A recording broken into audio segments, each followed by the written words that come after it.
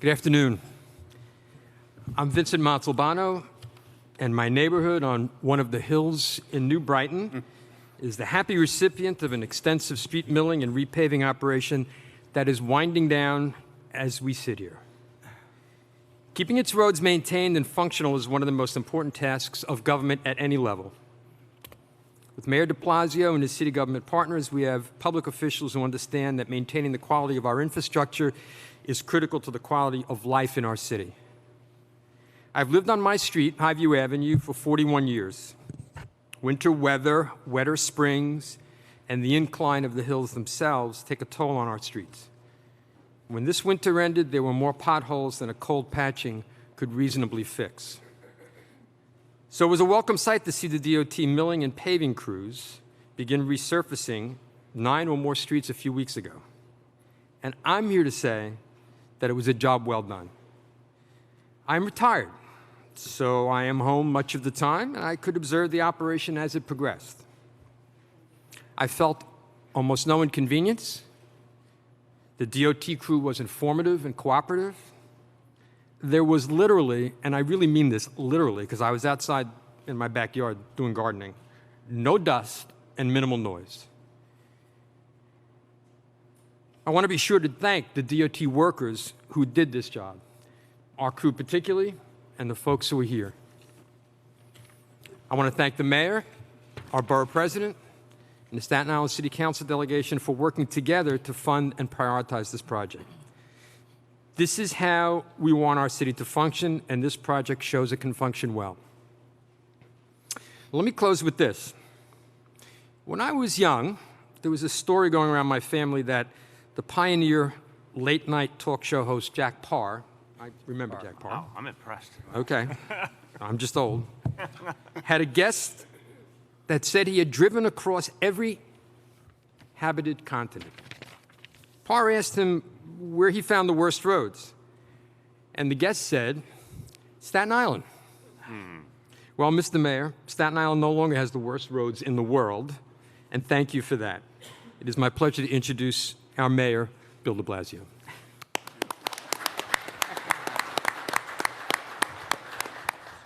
Thank you, Vinny. And Vinny, you've always been a voice of truth.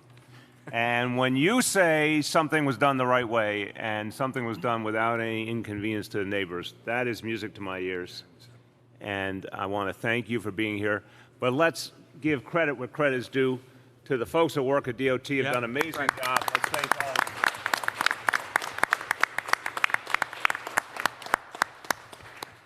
These are unsung heroes. You see this extraordinary impact the repaving makes in people's lives. But the folks who do the work don't get the acclaim that they deserve. So it's something for me that makes it especially important that we're here thanking people who really have done something special. And by the way, who have given a little bit of faith to the people of Staten Island that something actually can be done the right way with their tax dollars. And so you've made a big impact, guys. Everyone, well done. Congratulations. Congratulations to all. I want to say on a sober note that this work, all the work that the people at DOT does, that they do all the time, can be, unfortunately, sometimes very dangerous. And we lost a good man last month, George Staub, a DOT worker in the middle of doing his job one day, who died trying to help the people of this city actually get around and helping this city function. So we keep him in our memory and his family. We stand by them. But it's a reminder that this work can be dangerous, and it's another reason to say thank you to DOT workers, because they're out there for us no matter what the elements throw at them or the traffic or anything else. But the good news, the news to celebrate, is the amazing progress that has been made on behalf of Staten Islanders and people all over this city. I want to take you on a little trip down memory lane, not as far back as Jack Parr. That was an obscure reference, but I want to take you back to 2014. And for years leading up to 2014, there really had not been enough investment in our roads. And so when you went around the city, you saw a huge number of streets that really were in bad shape, a lot of deferred maintenance, and that meant for a lot of motorists accidents and damage to their vehicles and a poor quality of life. Driving too often felt like an obstacle course to everyday New Yorkers. That was not an acceptable situation for any city, certainly not acceptable for the greatest city in the world. We still have a long way to go. But the difference now is we actually invested. The plan we put together back in 2015 was for $1.6 billion over 10 years to right some of the wrongs of the past, to focus on repaving, not just patching up, as Vinny said, not a temporary fix that around here doesn't last very long, but to actually go to the root of the problem. Now, I think we can all agree $1.6 billion is real money, and it's making a real impact. The numbers speak for themselves, but every great initiative needs a great slogan. And to that, we turn to a man, a visionary, who said one day, and once he said it, I couldn't get it out of my head, he said, "Pave, baby, pave." And I know it was your homage to Sarah Palin, but that's okay. Sometimes staring at the sun pays off. Yeah, that's right. But another great quote. So he's got one every day. But Pave, baby, pave said it all. It's like, let's get to work. Let's do this. Let's do everything we can do. So what have we done? What have all of you done? Well, we're here to announce it's been now basically 3 full years of work. And after those 3 years, here's the amazing fact. This city has repaved 5,000 lane miles of road all over the 5 boroughs. How far is that, Jimmy? How far is that, Mr. Mayor? I'm glad you asked. That is the equivalent of driving all the way to Las Vegas and back, to give you a sense of how much these good men and women achieved. 5,000 lane miles.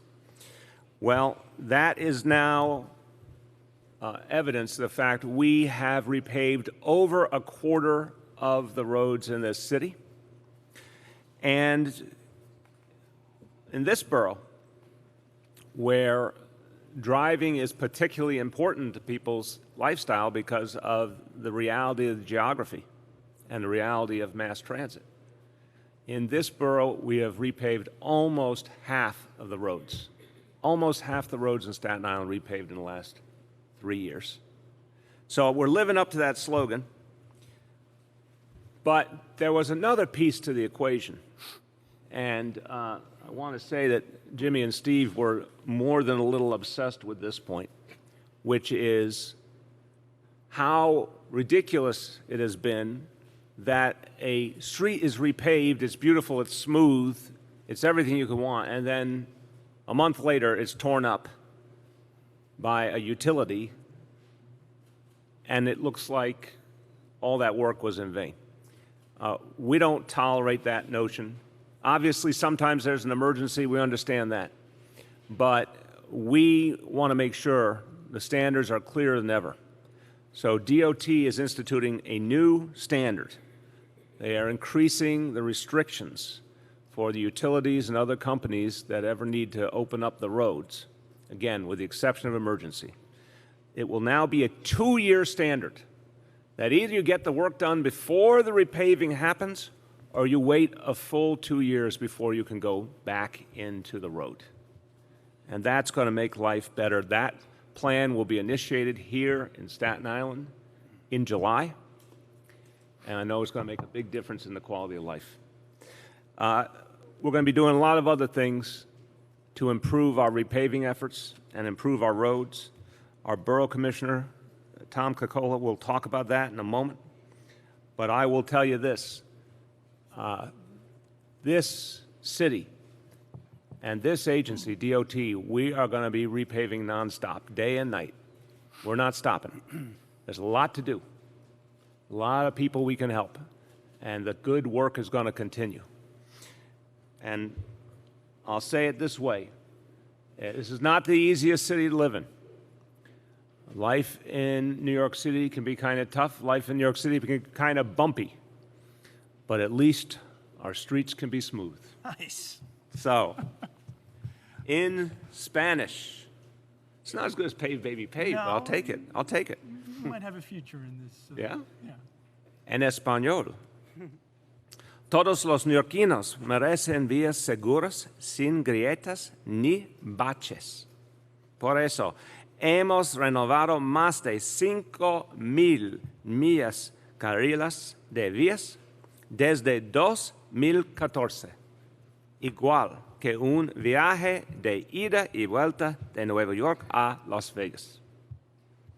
Vamos a seguir trabajando día y noche hasta que nuestras vías estén en buen estado. With that, I turn to the original spokesman and visionary of paving, Borough President Jimmy Otto. Thank you, Mr. Mayor. Thank you. No, thank you, guys. Mayor, just as an aside, interestingly enough, DOT employee Vince Salenti and I once drove to Las Vegas and back in a weekend, but I don't want to talk about it. Anyway. Is that true? No, it's not true. Okay. I was going to say, We that barely would have can been stand amazing. 7 innings with each other on the same softball field. So in October of 2014, I asked the mayor for an extraordinary effort on resurfacing. And in the time since, we've gotten that and more. And I will use a word that we like to use these days, and that is historic, and it is. It's an historic amount of resurfacing, and we continue to set records each year.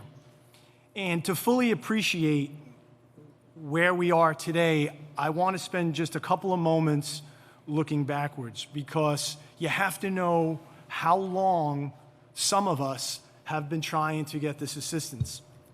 I just have, and this is just a sampling of some of the letters, many of which Steve probably wrote himself when he was my chief of staff, many of the letters to the previous administration. And if you look at who the letters are addressed to, it's a potpourri, it's a, not a potpourri, it's the alphabet of former Bloomberg staffers, from former commissioners to Deputy Mayor Sheehy, Deputy Mayor Ed Schuyler, Jeff Kay, who was the head of operations, to the mayor himself. And if it were my press conference, I would read you some really amazing language that is found in these letters, including a reminder, frankly, that I had forgotten, that the city council delegation, when I was in the city council, and the then borough president actually took some of the reso money that we are allocated and gave it back to the city and back to DOT, because we were that desperate for help.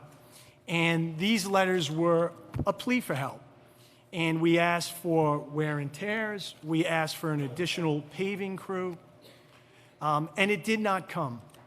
And when Mayor de Blasio was elected, when Polly Trottenberg was appointed as the commissioner, we pushed the agency hard, and that led in part in 2014 to the effort to try rubberized asphalt that you're going to hear about from Commissioner Cocola.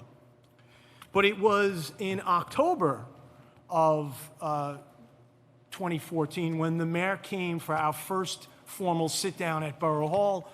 We prepared this lovely booklet, Partnership Opportunities. There's a wonderful picture, Mr. Mayor, of you and me. And if you recall, there was a presentation about roads and about how we had failed as a city to meet the gold standard.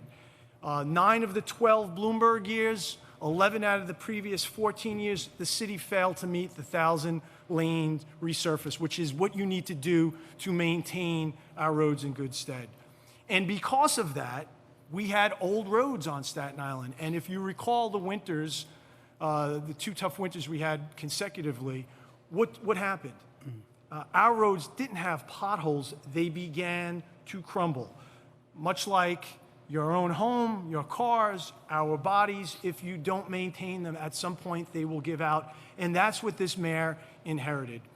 When we sat in October and we made the pitch to the mayor, he said to me, I will do everything I can to get you back to 1,000 lane miles, but I can't promise you anything above that. Well, he got us back to 1,000 lane miles and much more. And it is a sustained effort that gets us out of this hole. As the mayor said, 42%, 43% of the roads on Staten Island have been paved during the Blasio Otto tenure, Matteo too. So we are not there just yet, but we have come a long way.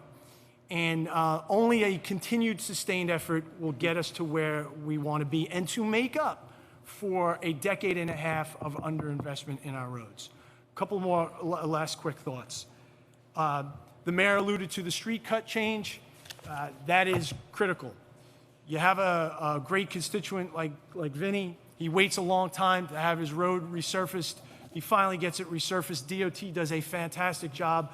And then Verizon, Con Ed, Nat Grid comes in, and that brand new street is now broken up. And it happens again and again and again. And all the good work of these men and women is literally undercut. So we have a lot of work to do. I appreciate the fact that the mayor had Deputy Mayor Anglin out to Staten Island to tour with Steve and me and Commissioner Trottenberg, and we have a lot more work to do on that front as well. I will close with this for real. Staten Island is a car-oriented borough, not because we are part of some vast Henry Ford conspiracy, but out of necessity. So while this may be trivial to other parts of the world, this is critical. This is a critical quality of life issue for Staten Islanders, and it was issue number one for a long time, and we have made great progress. And I want to thank the mayor, I want to thank DOT, I want to thank the men and women in the trenches doing the job, even Vinny Salenti, for the great job that they've done. There is much more work to do. I used to get under the skin of the previous administration.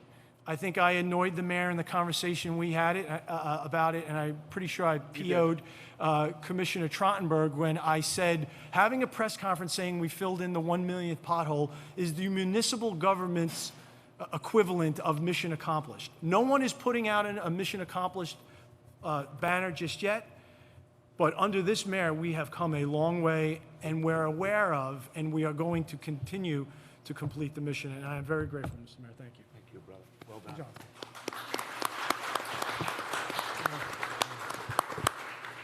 I want to thank you, Jimmy, for keeping this a family-oriented program by not reading some of the quotes from those letters. We want the kids at home to be able to learn about repaving and not have their parents have to change the channel. So, creative writing. Huh? Creative writing, exactly right. I want to thank our borough commissioner for the work that he does, leading the way to get this done. And again, this is a borough that depends on DOT especially. And when Jimmy was pointing out the difference in the history of what's happened in recent years versus the past, I just want to note this is also about a recognition that there are 5 boroughs in this city and that 7 million of us live outside Manhattan, and that the government needs to represent all 5 boroughs, serve all 5 boroughs. So this repaving effort is important because it's a recognition of actually helping people in every kind of neighborhood and making sure the resources really are distributed fairly in this city. With that, the man we depend on to do so much of that here, our Borough Commissioner, Tom Cocola. Thank you. Thank you. Thank you, Mr. Mayor. Good afternoon to everybody. Commissioner Polly Trottenberg, unfortunately, was unable to come here today, but she's very excited to share this news. I want to welcome you. This is our Dubois yard, and I think City Hall picked the right borough to mark our administration reaching 5,000 lane miles. Our DOT colleagues, those wonderful men and women over there, they've worked extremely hard over the past few years to fulfill the mayor's commitment to deliver the more resurfacing miles here at Staten Island and also across the city, and I'm glad that these results pay off. I have to acknowledge Borough President Otto, author of the Marshall Plan for improving roads that he wrote in December of 2014. Our great councilwoman of the North Shore, Debbie Rose, who is a tireless advocate, Joe Borelli of the South Shore, and before him, Vinnie Ignazio, and then my good friend, Steve Matteo. We've named a machine after Steve. When we do wear and tears, we call it fondly the Matteo Masher.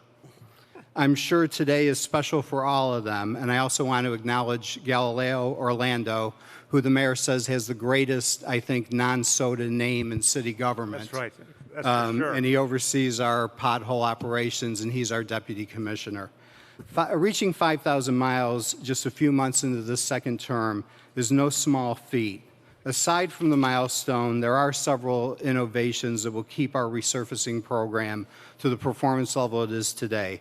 The mayor noted the street cutting pilot program that will start in July, and it'll help us address the frustrations brought by utilities cutting up freshly paved streets. Expanding the hold time by 6 months is definitely a step in the right direction. Keeping our roads in a state of good repair is why we are here today, and it is crucial, but so too is maintaining the trucks and rollers that make it happen. Our $36 million investment in paving equipment, such as what you see in this wonderful yard, increases our roadway division's performance.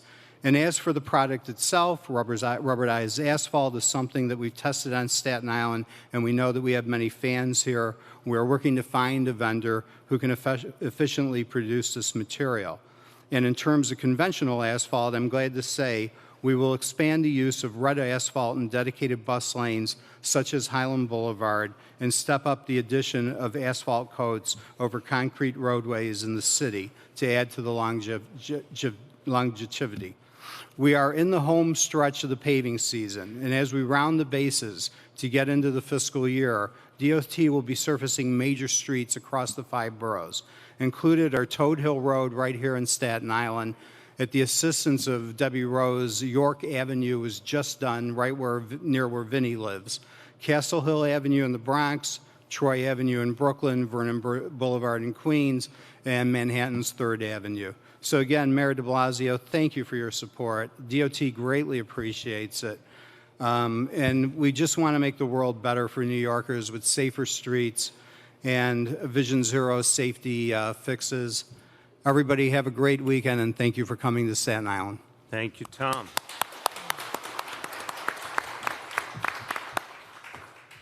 Now, the borough president obviously is based at Borough Hall, but Councilmember Steve Matteo splits his time between his district here in Staten Island and City Hall, so I see him more. And when I see him, I know what he will be talking about. He will be talking about every version of how to pave more, pave better, stop the utilities from cutting up the streets. He's been obsessed in the good sense of the word on this issue. So my pleasure to introduce Councilmember Steve Matteo.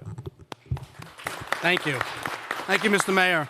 I'm just going to start real quick on an unrelated DOT topic that I have to mention and thank DOT and the mayor on. Just yesterday, working with your office, we just got 7 new left turn signals approved in my district. And after I emailed you last year about left turns, and you had your team meet with me, we've gotten 15 smart lights approved on Staten Island after decades and decades of getting denials. It's how government's supposed to work. We see a problem, we fix a problem, and before I get into roads, I just wanted to make sure that I highlight that because you mentioned how on Staten Island we're driving everywhere, and that's the culture, and we're trying to get everybody home and to work and to the store in a safe and efficient manner, and we finally turned the tide in terms of left turn signals. So I want to thank you. I want to thank Tom Cocola and your great staff for working with me and getting 15 in 1 year after decades and decades of denial. So thank you. Thank you. I want to just start by thanking the great men and women of DOT.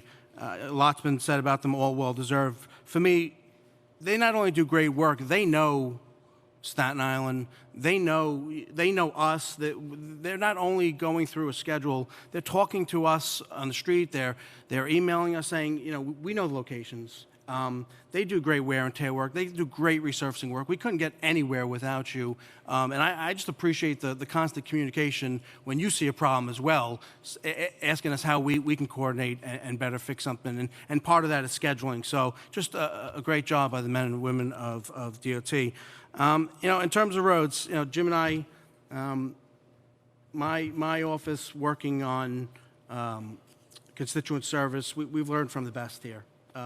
He set the gold standard, and I had the pleasure of being his chief of staff for 9 years. Jim and I both like to bring props to.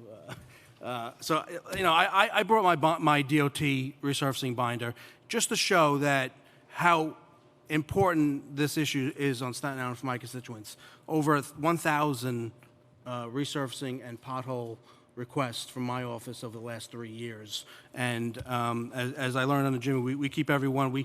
Tom gets every one of those through an email and a letter. So, it's just so important that we have come up with a plan to actually fix our roads. Because before this, we were not only not resurfacing enough, but the quality of the resurfacing, because of the material, just wasn't holding up. Richmond Avenue would be resurfaced, and then we'd have to go back and do it again. So this multifaceted plan finally is getting our roads back, and we're at almost half of Staten Island's roads are being resurfaced, they're being paved. Another important aspect of the scheduling. We're scheduling, and I think Jim and I and our colleagues were talking about this at the beginning. Make sure you get the main roads, and we finally have started to get the main roads. We're going to have Toad Hill, my district, done. We're going to have South Avenue done again. Richmond Avenue is going to be online. We're doing the main roads, and we're doing the streets now in the residential areas where we're not going to have to go back to the potholes. And DOT's done a great job again, but we've had a really tough winter, a really tough start of the spring with this rain. And the best part of this is we don't have to go back to the 42% of the streets that we resurfaced in terms of pothole.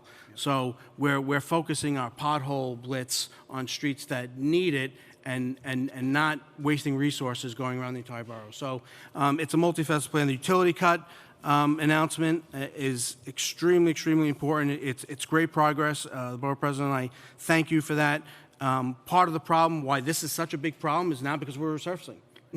We weren't resurfacing 10 years ago, and so utility cuts, well, we talked about them. Jim was talking about it in 2006. I think it's much more prevalent now. And Tom and I know Tom does this with my colleagues, Debbie and Joe, and the borough president's office, we're doing a schedule now. And because we're talking about utility cuts, and because we're talking about Nat Grid and Time Warner, and even the agencies, we're making sure that we schedule it right. And if there's going to be a project, we try and move things around so we're not going to mess up that newly paved street. So it's such a coordinated effort with so many people. We definitely have to keep it up. We definitely have to keep it up in the years to come. But the commitment has definitely made a difference on Staten Island. So I want to thank you, Mr. Mayor, for making it a priority. We have more work to do. The wear and tear. I'll finish with the wear and tear. Jim and I talked about wear and tears for a long time, because we just don't think the pothole repair works to the point, because we just keep going back. When we do the wear and tear on a street that's not going to be resurfaced for a while, and we patch half of it, we're not going back. So we're saving a lot of resources by talking about utility cuts, the wear and tear repairs, and the full resurfacing. So my district couldn't thank you enough. We'll keep working hard together to finish this, and I look forward to continuing our work together. Thank you very much, Councilman.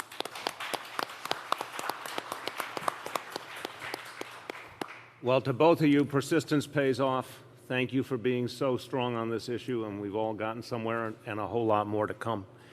Want to take first any questions on this topic, on the repaving and related topics, and then we'll go to other topics as well. So anything first about this announcement here in Staten Island and beyond? Yes? Do you ever feel like you're going to really win this battle, though, with all the people that do stories on that say, I got a flat tire here or there, or this hubcaps piled alongside the vegan? I mean, do you ever really feel like you're ahead of the game, or is it just a question of maintenance? I feel like we're going to get someplace better. I don't feel like it'll be perfect, obviously. And like every New Yorker, I get frustrated anytime, I hit a road that's not in good shape.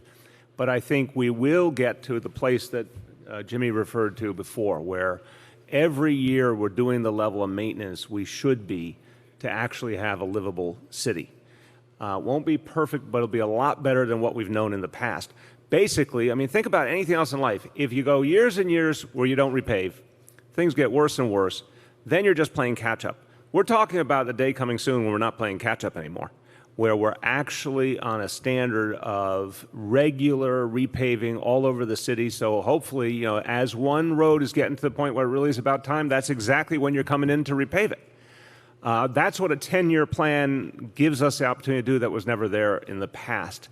So perfection, no. Will we all stop grumbling? No. Will it be a lot better than what we knew in the past? Yes. Yeah. Mayor, could you clarify some numbers? In October, your office released similar data showing the $1.6 billion investment. At the time, you said the potholes were down 50%. Now you're saying the potholes are down 44%. Can you clarify that things gotten worse? Let's see if Tom can Yeah. speak to that, or if that was I don't know if the first one was an approximation or not, but you. Yeah, I'm not sure what was an approximation, but obviously, as Councilmember Matteo said, if you continually resurface a road and you also do wear and tears, when you do a wear and tear, you're usually fixing like 10 to 12 potholes at a time. And before we got aggressive with the wear and tears, we would go in, fill the potholes one by one, and then those potholes inevitably would pop back up because there was usually some sort of water problem. So now that we've been aggressively resurfacing, doing wear and tears, the pothole figures have gone down. They continue to go down, although this year, where there's actually the last 2 months, there's been a slight increase because, as you can well imagine, we had 4 nor'easters in March, and it feels like we're living in Seattle. So, you know, we've got all this rain that's been going on. So we've had a slight increase, but believe me, I remember days in the wintertime, our open pothole complaints on Staten Island were in the 800s, 900s, you know, and now, you know, we're getting that down and down. We're at, say, 300 today because, again, we've had an entire week of rain, and rain and precipitation is always sort of like the pothole's biggest friend and our biggest enemy. So that's it. Okay, other questions on this? Yes. When will Staten Island be getting the rubberized asphalt? How much is it going to cost? And will Arden Avenue and Todd Hill Road be the first roads to be getting the Right. Thank you. Yes, we did do a rubber asphalt pilot per the request of the councilman and the borough president and the delegation. We did it on Fingerboard Road, you know, several years ago. It looks promising. The issue for us now is we'd like to get a Staten Island-based vendor, you know, to do asphalt for us regularly. And once we're able to do that, we'll have the flexibility to incorporate the rubber asphalt treatment, because it's really something. It's like you take a vat of asphalt and you're basically pouring like a mix into it to make the rubberized asphalt.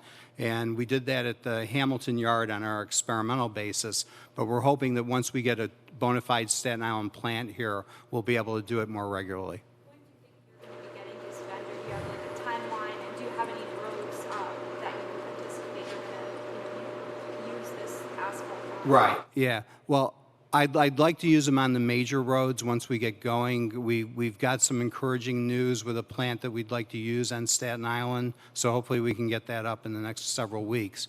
But I have to say that the plant that we are using now is really, really good work, and those men and women are doing a great job, you know, laying out the roads for us. Okay, other questions on repaving here or around the city? Let's see if there's anything else on this. Going once, going twice. Okay, other questions? Yes. About the Lincoln tunnel crash, I know there were a number of folks who were injured. Yeah. Are the roads, what happens? We're just getting preliminary information on that. Thank God what I'm hearing so far is that the injuries are not life-threatening, but there are some serious injuries nonetheless. So waiting to hear more about the specifics. NYPD certainly has responded because it was closer to the New York side, as I understand it. But obviously, I'm hoping and praying for the best for anyone who was injured in that incident. And so far, again, no one who appears to be in a life-threatening situation. Yes. Mr. Mayor, next week is the conventions, the state convention. Yes. You said at some point you'll be weighing in on the governor's race. Wondering if you're ready to weigh in. Wondering whether you sat down with Cynthia Nixon or talked to the governor about his candidacy, or where does everything stand? No on either of the gubernatorial candidates. Have not spoken to them about their candidacies. And no, not today is not the time I'll be speaking to my decisions on how to handle the 2018 elections. That will be a day in the future. Before the elections. Mayor, we reported today that a consent decree to settle the Southern District investigation into NYCHA is coming, but we've been told it's been held up by a demand from the federal government that the city put up some significant money towards NYCHA as kind of like an assessment, and that the city's been reluctant to do so. Can you provide any detail? Is the city reluctant to provide more money? Let me be broad on purpose. A settlement discussion, a legal settlement, is a very sensitive matter, so I'm not going to get into the details. I will say this is a process that's been going on for over 2 years with the Southern District. I think it's been, in the last month or so, a very productive process, meaning there's been a lot of dialogue. I think people are working well together. I'm not going to get into the ideas on each side about how to resolve it. I want to say that I think we will get there. I'm very hopeful. And I believe there's a shared goal to do what we all can do to support NYCHA in addressing some of its decades-long problems. So I think the process is good. I'm hopeful for a conclusion fairly soon, but I can't get into any of the specifics. Some kind of payment by the city. I'm not going to get into specifics. Everything that's being talked about is being talked about cooperatively. Marcia. Mr. Mayor, the Department of Transportation is looking at the possibility of making 68% of the 85,000 commuter spots are commuters of $1. And I'm wondering if you feel that working people who use those spots in any of those areas could be unfairly disadvantaged or could be unaddressed if that's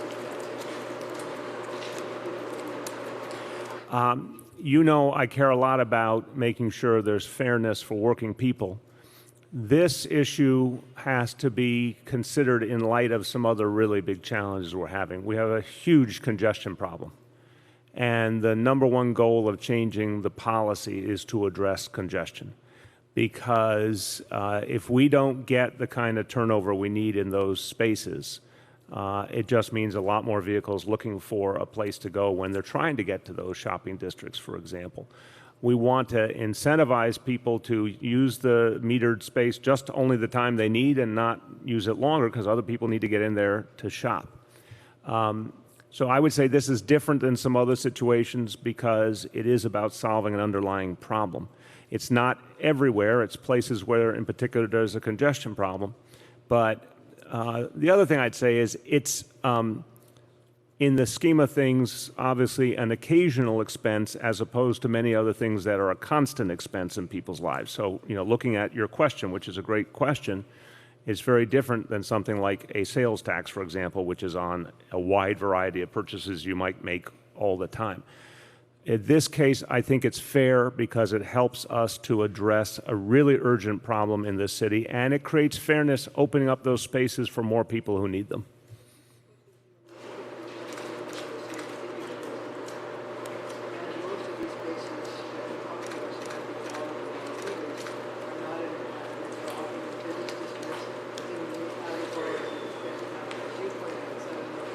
Right.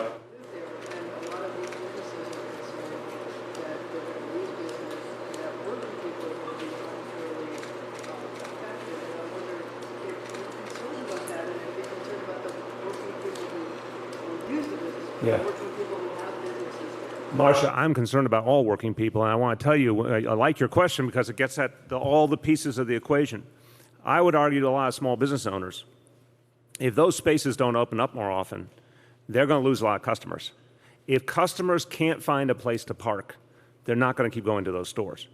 And so point one, the idea is actually to create more fairness, to make sure that people can get to the stores they need to get to, but to encourage them then to give up that space as soon as you don't need it anymore so someone else can use it. That's actually in many ways good for small business. Second, as a Brooklynite, I wish your original statement were entirely true. I agree with you that Midtown Manhattan is probably our #1 congestion problem. But boy, I can tell you as a Brooklynite, there's plenty of places in Brooklyn that have major congestion problems, plenty of places all over the city.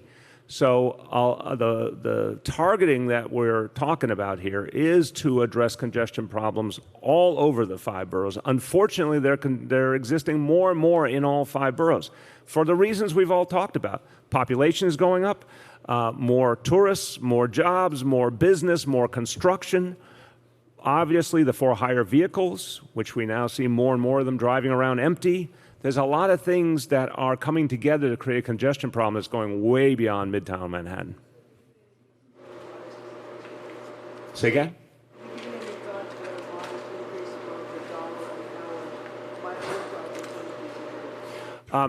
I know DOT is trying to figure out what would be a fair amount. Whatever we do, I obviously hold a fairness standard that we have to make sure it's not overly onerous to everyday New Yorkers. But again, we also have to make sure that we're getting those spaces to turn over. Go ahead. Yeah? Do you support the new city council legislation on tackling the placard abuse? Because some proponents said it's needed because the NYPD isn't doing enough to crack that. I have not seen the new council legislation, but I do believe in cracking down on placard abuse, and that has been the message that we have sent to NYPD and all agencies. Now, that initiative, I'm trying to think of the exact date we started it. It's been here for a while, but not too long.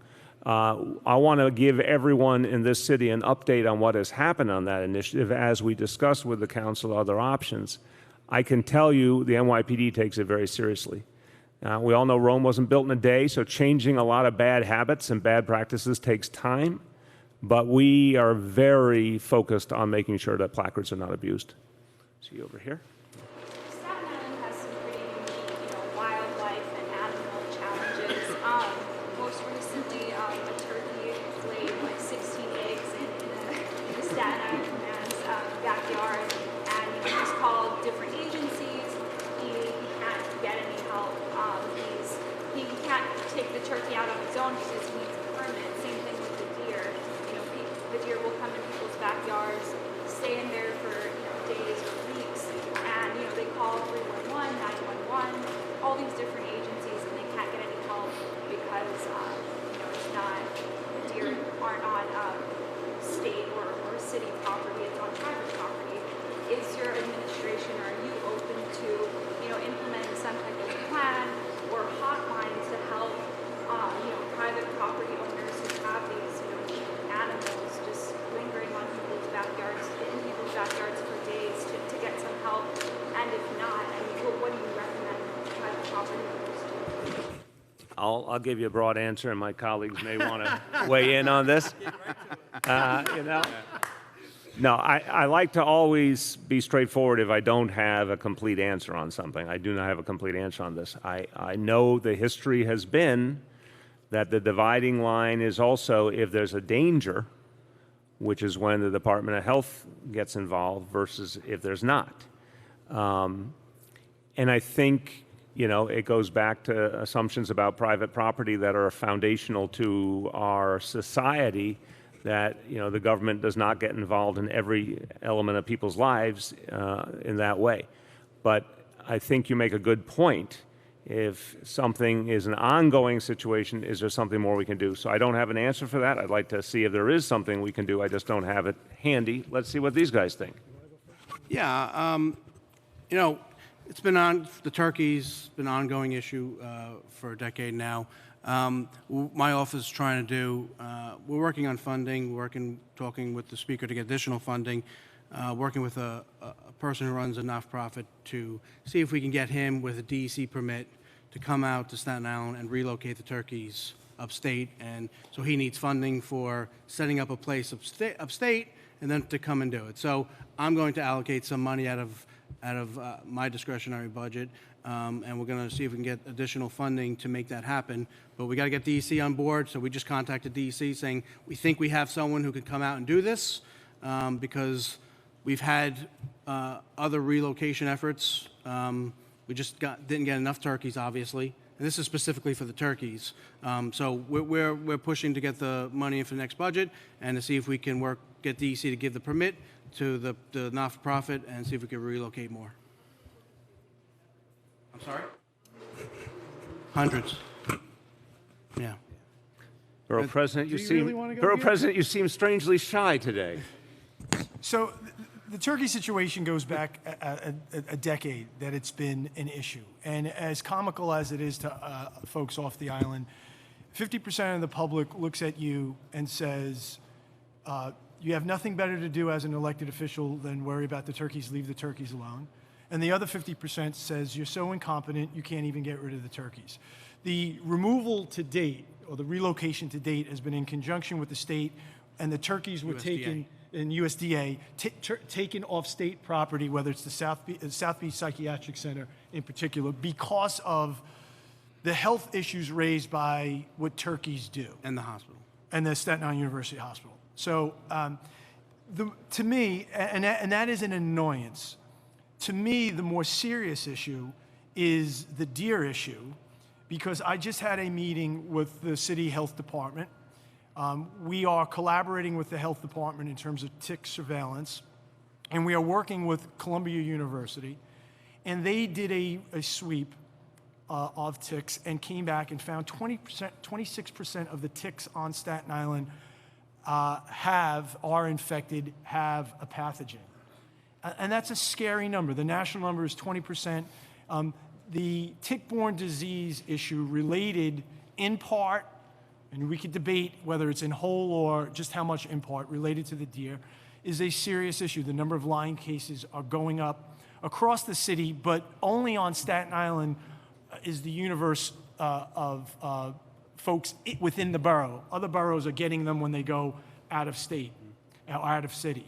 So the turkeys, Steve is working on a plan. We, from time to time, have the USDA come in and reduce the population. The deer situation is, as you know, the city's plan is going to take a much longer period of time, the vasectomy plan. The concern I have, and I share with the mayor and the administration constantly, is the tick-borne related diseases. And I appreciate the cooperation to date by the City Department of Health, but the Lyme disease issue is here and now, and it's real, and it's getting worse. I just say, even though the question was on something else, I appreciate that point very deeply, and I will follow up with the Health Department and Deputy Mayor Blasio, because the last thing we want to see is anything that exacerbates the Lyme disease problem. So I'm hearing you loud and clear. Thank you, sir. Other questions? Mayor, recently the Parks Department had parks officers go out to some of the most rat-infested parks in the city and tell park goers the obvious that there are rats there, that you shouldn't feed them, should you shouldn't leave food there, that you should be careful. Considering that we've got many parks officers in the city, we get this 300 to cover 30,000 acres of parkland. Again, that's your newspaper deciding to characterize something a certain way, as you often do. The anti-rat initiative has many much bigger elements to it. And a number of you have been there when we've announced different pieces of it. The kind of trash cans that do not allow rats in is a good example. Putting concrete floors in public housing buildings is a good example. A lot more trash pickups. These are big, substantial things that are proving the ability that we're proving that we can really reduce the rat population, obviously using the dry ice, which is something we're now doing on a big scale. So the point you're raising is about a very small initiative in a much bigger arsenal of weapons we're using to go at rats. But it's also true that people litter too much in this city. And I'm sitting next to an expert on the topic. And what those officers were doing were reminding people, if they don't like rats, don't leave food out on the ground for the rats. It's not so obvious. People do it all the time, not thinking, oh, I'm helping to feed the rats. So it actually was an information blitz to say, if you want to help us stop rats, take your food with you or put it in a proper receptacle. Don't leave it around where it's going to end up feeding rats. It's actually common sense. Because they're in the parks where the people are. It's refreshing. Thank you, David. First is, you talked earlier today about marijuana, and back in 2015, Police Commissioner at the time, Bill Brad, talked about how there's actually big crime in marijuana. You said at the time, I agree with the Commissioner, there's a lot of violent crime related to marijuana that we are addressing every single day.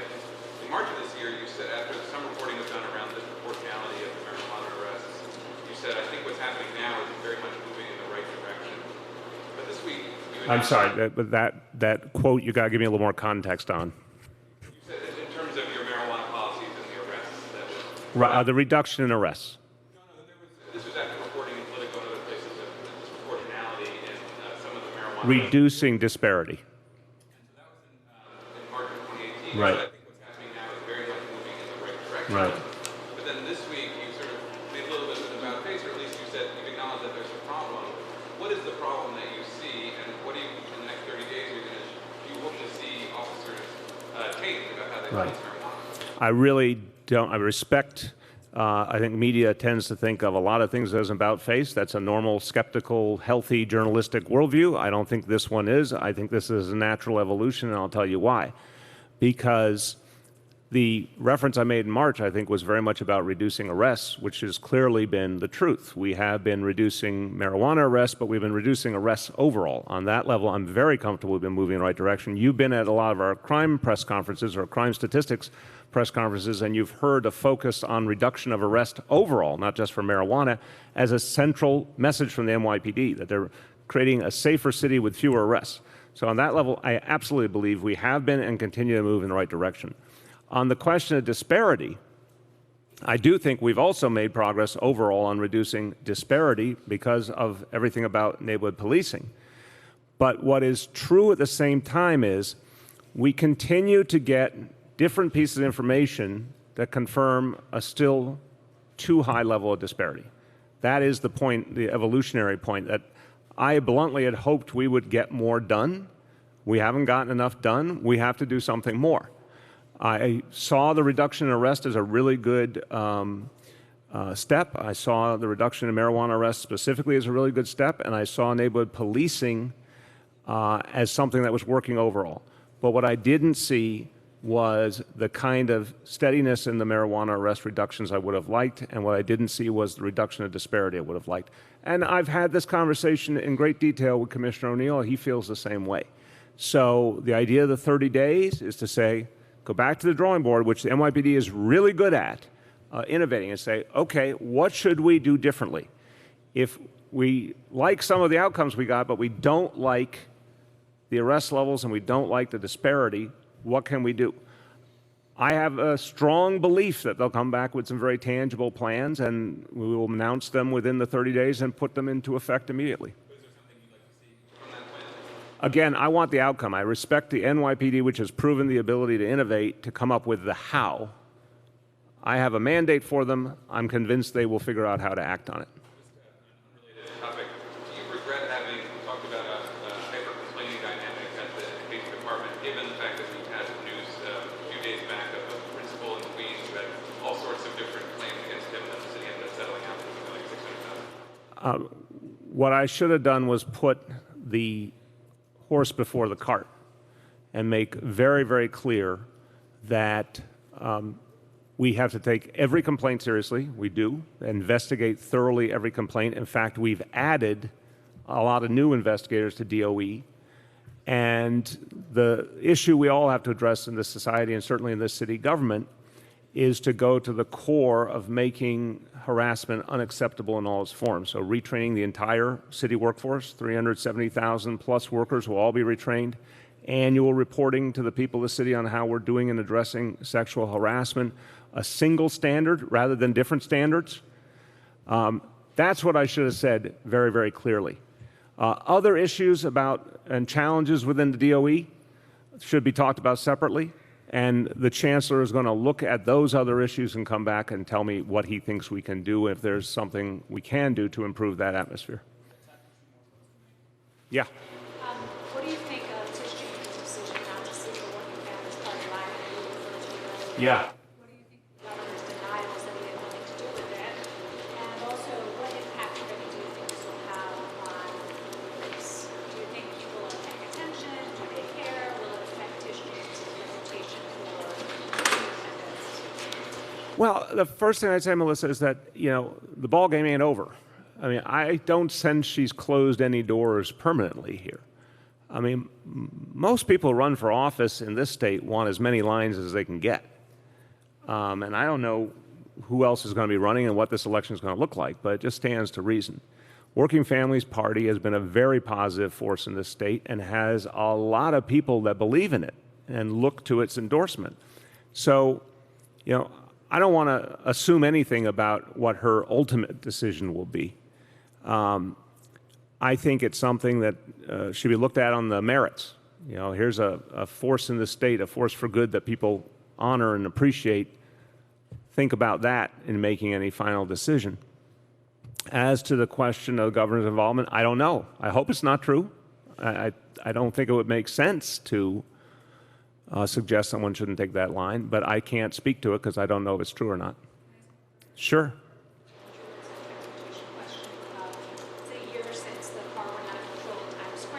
Yeah. A lot of bollards. Yep. Can you talk a little bit about the status of that and the progress so far? Yeah, I am pleased because it is not just the permanent installations. That work is ongoing and a lot of resources. I want to thank the City Council, have been very, very supportive on this. It is also a lot of temporary barriers were put into place quickly after that incident to immediately secure a number of key locations. Something Commissioner O'Neill talks about all the time. We're not going to be able to put one in front of every building on every street in New York City. We're going to put them in the places that are the most well-trafficked, that are the most potentially important targets for our enemies. It's going to be a big effort that's going to make a big impact. But it will never replace the other pieces of the equation, which is a strong counterterrorism presence by the NYPD, which we've obviously beefed up a lot, again, with the help of the council, and the role of the people. This piece has to always be emphasized. If you see something, say something is a very live concept. A lot of times, attacks have been stopped because it was just one person who came forward to NYPD and gave us information at the right time. So we're going to do all the above, but am I satisfied the Bollard effort is making a big difference? Yes. Okay, we'll just finish that row and we'll be out. Go ahead. Is that proposal to require Airbnb to disclose the address and so it's listed? I just wondered if you'd be supportive of something like that and your general position on the company now and how you view them as a player in the city. I'm not familiar with that proposal, so we can come back with a specific answer on that. I believe a good thing is happening in the city, and I want to give a lot of credit to the Office of Special Enforcement that is cracking down on the many abuses related to Airbnb. Most egregiously, buildings that have turned into de facto illegal hotels, in total. Folks who are taking advantage of affordable housing programs and turning around and using their apartment as a profit generator. All sorts of situations that to me are unacceptable. I think Special Enforcement is doing a lot.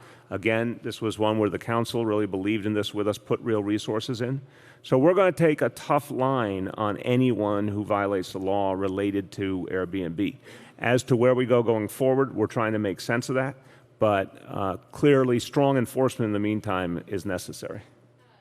Going back to the marijuana issue, today on Twitter, former police commissioner Bill Bratton argued that that enforcement is primarily targeting Black and Latino people are baseless, and he's arguing that the department is responding to areas where they get complaints. Obviously, some of the reporting and information from drug policies that don't seem to bear that out. I'm just curious what you make of I think I understand his comments from working closely with him because some of the advocacy that's been put out there hasn't reflected the truth and has ignored how much of a reduction in arrests has been made and how much there is a response to 311 calls driving a lot of this. So unfortunately, it feels like there's two opposite poles sometimes in this discussion when the truth is somewhere in between. Anyone who says that 311 calls don't have something to do with this is missing the reality of life in this city because they have a lot to do with it. That said, and despite a good thing, the reduction in arrests, which Commissioner Bratton had a lot to do with, we're just not where we need to be. And this is what I feel strongly. I know Commissioner O'Neill feels it strongly too. We're not where we need to be. The level of disparity, whatever is causing it, it's not acceptable, and we have to figure out how to change it. And if there's anything in the culture of the department from the past that's at all contributing to this, because once upon a time, you know, the coin of the realm was maximize arrests, maximize stops, all that. We've obviously changed those policies. But if we've got more work to do to weed out that reality, we got to do it. Last call. Officials in New Jersey recently announced a Carter rep to New Jersey fast ferry that could be operational as early as 18 months. You know, with New Jersey getting this route, and I know the Arthur Kill waterway has been kind of an issue in Staten Island getting a fast ferry on the South Shore. You know, with New Jersey getting this route secured, is this something that you're looking at now? We're definitely looking at the future of ferry service. I would say that let me put it right after repaving on Jimmy Otto's obsession list has been ferry service additions for Staten Island. We've had 112 conversations on this, I would say. The standard's the same from my point of view. I'm meaning for the whole city. I have requests for more ferry service from Queens, Manhattan, the Bronx, Brooklyn, and Staten Island, literally. Many communities. What I've said is when we get the Soundview line and the Lower East Side line up and running, which will be at some point in the summer, that's going to be the natural point for us to turn our attention to where we go from there. I'm very excited about what's happening with the ferry service. We have obviously doubled our projection for ridership. That's a big deal. Tremendous potential. Comes with real costs, comes with intense logistical challenges. There's a lot we have to work through. But I'm sticking to a very simple timeline for Staten Island and for everywhere else. Later on this year is going to be the time of decision on where we go from here. Thank you, everyone.